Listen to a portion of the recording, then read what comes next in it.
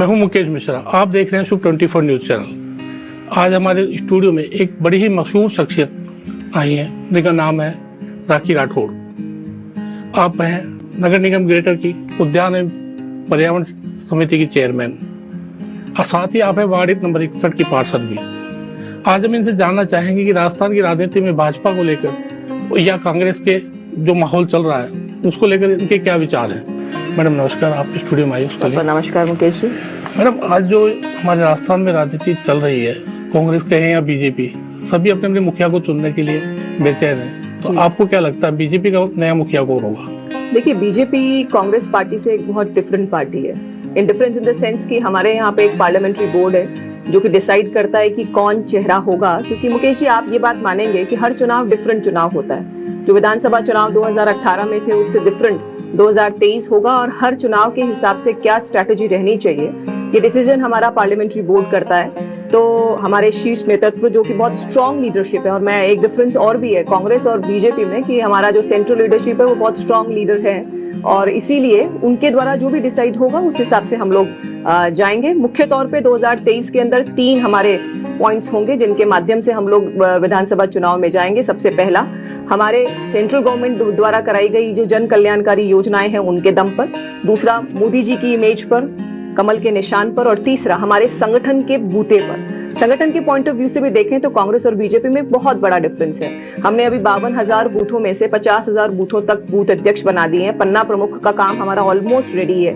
और जिस तरह से एक कैडर बेस्ड पार्टी किसी ऑर्गेनाइजेशन को काम करना चाहिए, उसी तरह से भारतीय जनता पार्टी हमेशा काम करती आई है। और इसीलिए, और कांग्रेस में तो आपने देखा है कि 13 जिलों में तो अभी जिला अध्यक्ष ही नहीं बने हैं। 2020 के बाद में जो एक्सीडेंटल प्रदेश अध्यक्ष बने, उसके बाद जो टीम बनी वो एक्सीडेंटल ही है, क्योंकि प्रॉपर तरीके से अभी तक संगठन का निर्माण वो कर नहीं पाए। तो हर क्षेत्र में देखें सरकार की विफलताएं, हर क्षेत्र में अगर आप देखें तो भारतीय जनता पार्टी जो है वो निश्चित तौर पे 2023 में विजयश्री हासिल करने वाली है। मतलब आपके कहने का मतलब यह है कि भाजपा की जगह जो कांग्रेस में नए प्रदेश अध्यक्ष बने हैं उन्होंने कांग्रेस को एक नाथी का बाड़ा बना दिया है निश्चित तौर पे। और ये जो आरोप है ये सिर्फ भारतीय जनता पार्टी द्वारा नहीं लगाए जा रहे हैं, इनके खुद के लोग भी।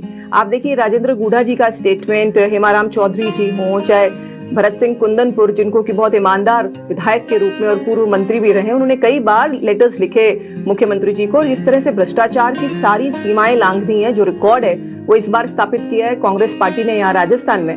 और आप खुद ही देखिए ना, अभी सेक्रेटरीट के DOIT डिपार्टमेंट के अंदर 2,31,00,000 रुपए मिलना, 1 किलो सोना मिलना, एक ऐसे डिपार्टमेंट जिसके मंत्री खुद चीफ मिनिस्टर साहब है, और वहां पे इस तरह की चीज होना। और इतिहास में कभी नहीं हुआ प्रदेश में कि सेक्रेटरीट में पैसा मिल जाए। आप खुद सोचिए, ये तो एक वानगी है।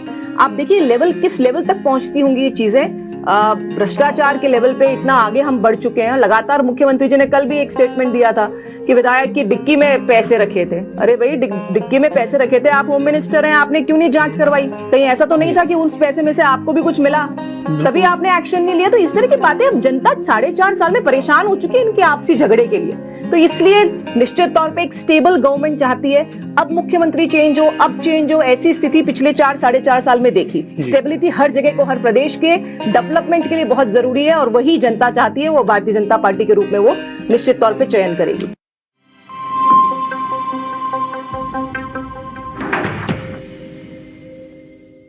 राजस्थान में जो ईडी की कार्रवाइयां बढ़ रही हैं उसको लेकर आप क्या? मुकेश जी, मुझे समझ नहीं आ रहा, जब से ईडी की कार्रवाई हुई है इतना हल्ला मच रहा है कांग्रेस पार्टी में। मुझे एक बात बताइए, आप किन किन लोगों के ऊपर ईडी ने कार्रवाई की? नाम बता दीजिए। बाबूलाल कटारा, सुरेश ढाका, भूपेंद्र सारण, डॉक्टर विनय सिंह से अभी बात की, राजीव गांधी स्टडी सर्कल के लोग। ये सभी क्या कांग्रेस के लोग हैं? ये सभी वो लोग हैं जिसमें एसओजी ने जिनको अपराधी माना है। ये वो सब लोग हैं जिन्होंने बेरोजगारों के भविष्य के साथ में खिलवाड़ किया है। ये सभी वो लोग हैं जिन्होंने पेपर लीक में शामिल थे। मुझे ये बताइए, अपराधी के ऊपर मैं मानती हूँ एसओजी काम कर रही है, अगर मान लीजिए किसी अपराधी पे एक और एजेंसी काम करती है तो उसमें प्रॉब्लम क्या है? अच्छी बात है ना। हमें तो 2021 का रीट का पेपर शिक्षा संकुल से किसने निकाला, किसने स्ट्रॉन्ग रूम से निकाला, अभी तक मालूम नहीं चल पाया। एसओजी ने गिरफ्तारियां की 200 से ऊपर, लेकिन गिरफ्तार किसको किया? जिसने पेपर खरीदा।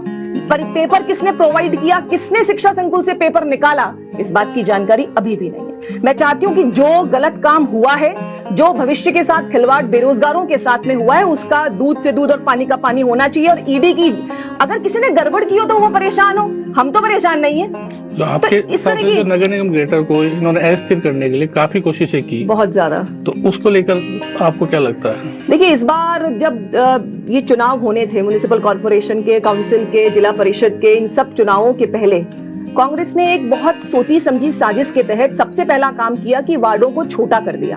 छोटे वार्ड होने की वजह से जहां बीजेपी के समर्थक लोग हैं वहां पे बड़ा वार्ड क्रिएट करना, और जहां कांग्रेस के लोग होंगे उनके समर्थन ज्यादा होगा वहां छोटा छोटा वार्ड क्रिएट करना, जिससे कि अल्टीमेटली अगर संख्या की बात की जाए तो बीजेपी का तो एक ही वार्ड जीता और उसी के कंपैरिजन में 3 वार्ड जीत गए कांग्रेस के। तो इस तरह की पहले कॉन्स्पिरेसी की गई। उसके बाद जयपुर के शहर के लोगों ने नकारा, भारतीय जनता पार्टी को वो लेकर आए। उन्होंने राजधानी के अंदर चाहे सरकार कांग्रेस की रही हो, लेकिन ग्रेटर के अंदर उन्होंने भारी बहुमत के साथ में भारतीय जनता पार्टी को मेयरशिप दी। लेकिन उसके बाद में आप देखिए, आपने मुकेश जी खुद भी देखा होगा कि वो जो इंसिडेंस था जिसमें कि मेयर और सीओ के बीच में कुछ, कमिश्नर के बीच में कुछ चर्चा हुई, आप खुद देखिए डोर टू डोर कलेक्शन का काम ढंग से ना होना, क्या किसी मेयर को कहना नहीं चाहिए सीईओ को या कमिश्नर को कि सब आप ढंग से कराइए? अगर वो कर नहीं रहा काम तो उसे रोकिए, अगर वो नहीं कर रहा काम तो उसे ब्लैकलिस्ट कीजिए। सिर्फ इतनी सी बातचीत के लिए कितना बड़ा हंगामा हुआ, और निश्चित तौर पे ग्रेटर नगर निगम की सभी जनता इस बात को जानती है कि ये सिर्फ और सिर्फ राजनीतिक द्वेषता के कारण हुआ, अदरवाइज ऐसा कुछ हुआ नहीं था। हमने इस तरह की बहस पुराने मेयर सीईओ के बीच में बहुत देखी है, लेकिन इस तरह की स्थिति नहीं देखी। कहा जा रहा है कि आपके बीच में एक भीड़ है, शील दवाई जिसे कहा जा रहा है, तो कांग्रेस की भी प्लान के तहत काम कर रही है? बिल्कुल नहीं। देखिए शील दाबाई जी हमारी एक बहुत सीनियर जो है लीडर हैं, और उन्होंने मेयर का पदभार पहले भी संभाल चुकी हैं। और जहां तक देखिए बात होती है लोकतंत्र के अंदर जनता द्वारा चुनी गई लोगों का, जब चुनाव सौम्या जी का हुआ था तो उसका सम्मान करना चाहिए था। जब उनको पद दिया गया, शील जी को पद दिया, हमारे पदाधिकारी गए थे उन्हें करने, क्योंकि अल्टीमेटली जिस वादे के साथ जनता के बीच में हम गए थे, सिर्फ इसलिए कि हमारी मेयर को हटा दिया इसलिए हम काम नहीं करा पाएंगे, ये कोई एक्सक्यूज नहीं होता। और इसीलिए भारतीय जनता पार्टी के पदाधिकारियों ने जाकर के शील जी के साथ में उस समय जब वो मेयर बनी, क्योंकि हमारा काम, हमारा अल्टीमेटली ध्येय ये होता है कि लोगों का काम हो, और उसके लिए वहां जाकर शील जी को वहां बिठाया, जिससे कि जो विकास की बात हम लोगों ने लोगों से कही थी वो सतत प्रक्रिया चलती रहे। ऐसा नहीं हो कि कहीं टूट जाए, क्योंकि जनता के साथ ये एक्सक्यूज नहीं होता कि राजनीति हो रही है, राजनीति हो रही है, लेकिन राजनीति हो रही है। जिस तरह से अनस्टेबल सरकार रही, वैसे ही अनस्टेबिलिटी उन्होंने कोशिश की जयपुर नगर निगम ग्रेटर में लगाने की, और इसका खामियाजा जो है आगे आने वाले चुनाव में भुगतेगी कांग्रेस पार्टी।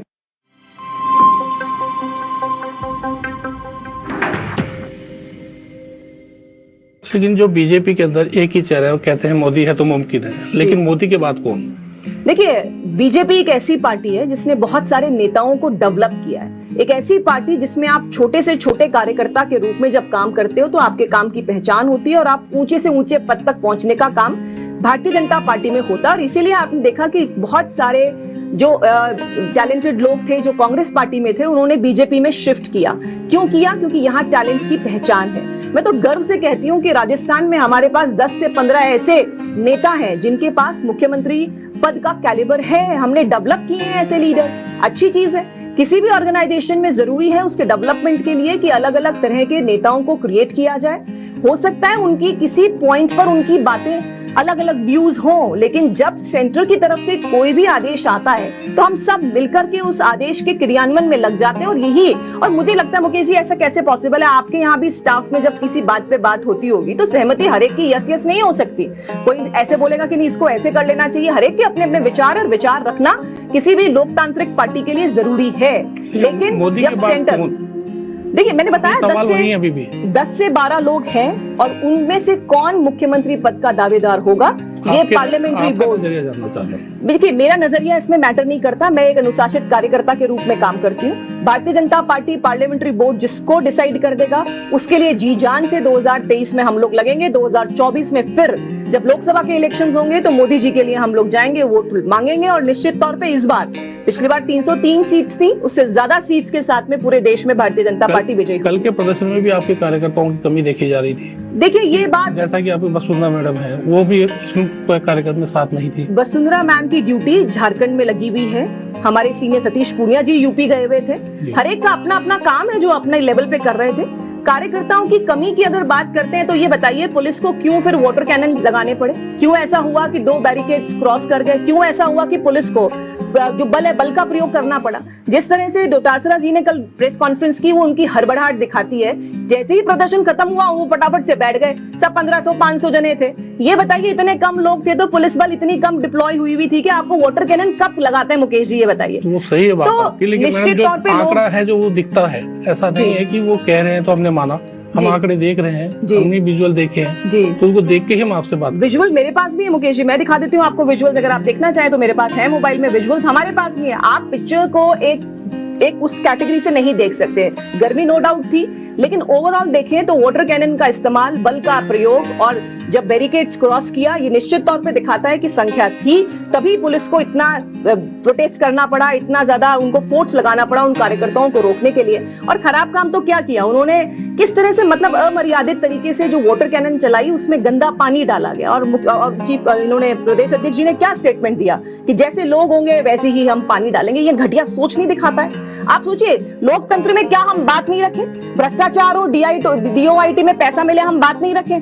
पेपर लीक हो जाए हम बात नहीं रखें? हम अगर लॉ एंड ऑर्डर की स्थिति खराब है तो हम बात नहीं रखें? बिजली महंगी मिल रही है, शटडाउन हो रहे हैं, अभी अभी आपके यहाँ भी बिजली चली गई काम करते करते भी, तो बताइए शटडाउन हो रहे हैं, हम बात नहीं रखें? तो आप देखिए ग्राउंड लेवल पर विपक्ष का काम प्रमुख तौर पे अपनी बात को रखना है, और उसमें इस तरह के ओछे हथकंडे अपनाना सरकार के लिए निश्चित तौर पे उनकी बौखलाहट दिखाता है। बताइए मुकेश जी, कहां पे सीवरेज का पानी डाला जाता है? मैं तो बहुत मतलब कड़े शब्दों में कंडेम करती हूँ कल की एक्टिविटी जो प्रशासन की रही।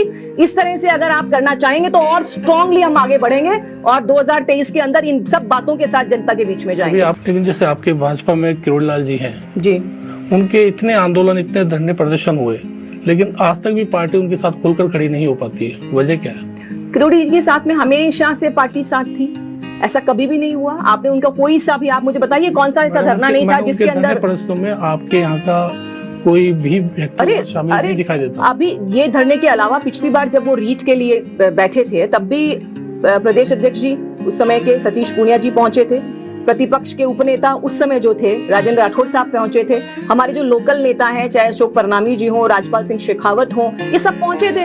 ये तो सिर्फ कहने की बातें हैं, तीसरे चौथे दिन पहुंचे थे, लेकिन पहुंचे थे। देखिए क्या है, कई बार ऐसा होता है कि जब किसी आवेश में आकर के आप कोई प्रोग्राम करते हो तो पार्टी भी एक नीति बनाती है, नीति के हिसाब से हर दिन उस पूरे आंदोलन को जिंदा रखने के लिए एक स्ट्रैटेजी के तहत ये सब किया होगा, इसलिए सब पहुंचे। लेकिन आपने कहा पहुंचे ही नहीं, तो वो स्टेटमेंट तो गलत है। पहुंचे हैं, किरोड़ी जी हमारे बहुत रिस्पेक्टफुल नेता हैं उनके, और मैं तो कहूंगी ये बात बार बार कि रीच की 2021 की जब पेपर लीक हुआ तब डोटासरा जी ये कहते थे कि जो कह दे कि रीच का पेपर लीक हुआ है उसे गिरफ्तार कर लो।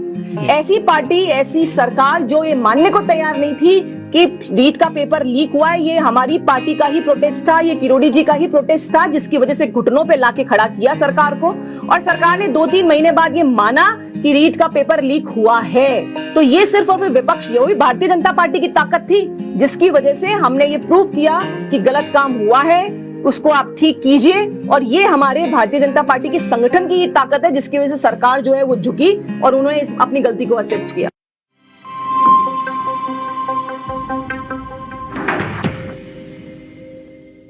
किरोड़ी जी कह रहे हैं रीट के बड़े मगरमच्छों को छोड़ दिया गया, ये बड़े मगरमच्छ कौन है? देखिए बड़े मगरमच्छ साफ साफ कहते हैं, जैसे उन्हीं के जो जारोली जी थे जो उस समय जो RPSC के चेयरमैन भी थे, उन्होंने साफ साफ कहा कि इतनी बड़ा काम शिक्षा संकुल के स्ट्रांग रूम से पेपर का निकलना बिना किसी राजनीतिक संरक्षण के, बिना किसी अधिकारियों की मिलीभगत के हो नहीं सकता। और इसीलिए ये बात पुख्ता तौर पे कही जा सकती है कि इसमें राजीव गांधी स्टडी सर्कल के लोग, सरकार के लोग इन्वॉल्व थे, तभी तो एक्शन नहीं हुआ। ये बताइए मुकेश जी, जब जारोली जी कह रहे हैं कि राजनीतिक संरक्षण है, आपने जारोली जी को बर्खास्त तो कर दिया, लेकिन उनसे कहीं पर भी कोई पूछताछ हुई क्या?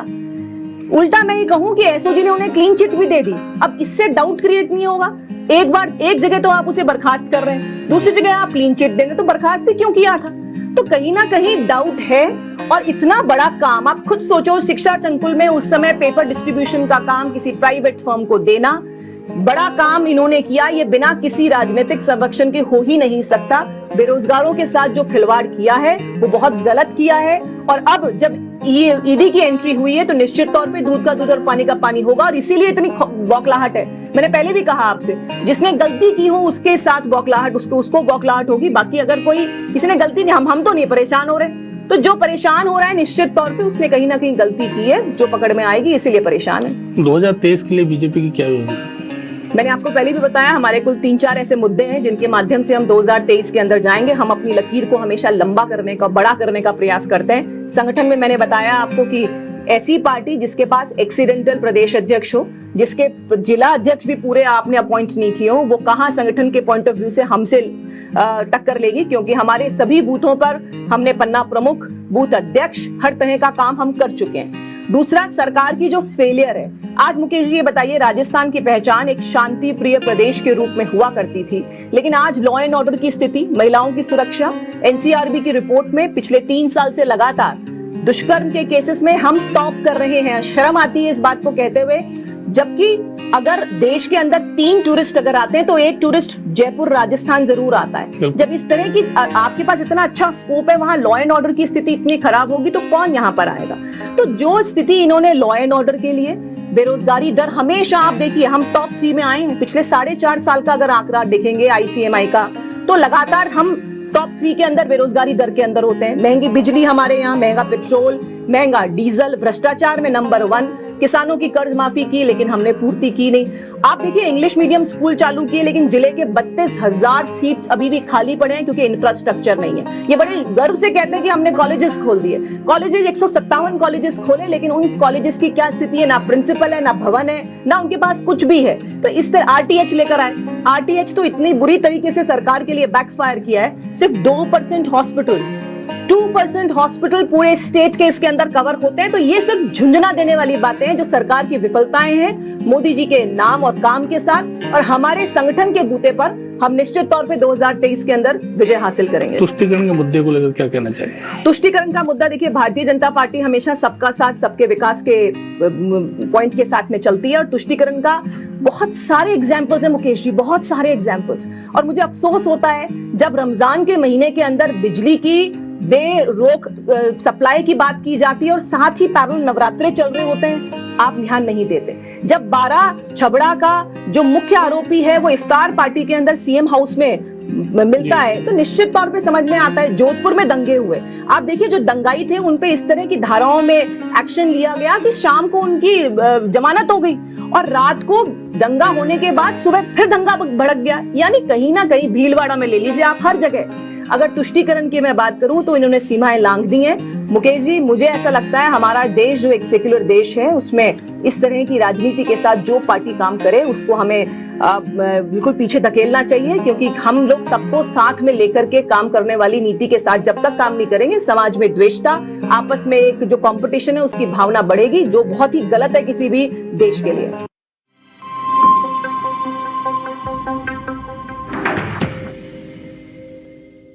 राखी राठौड़ जी ने आज अपना समय कीमती यहाँ स्टूडियो में हमें दिया और सभी बातें हमारे साथ शेयर करी, इसके लिए हम आपका धन्यवाद। Thank you Mukesh.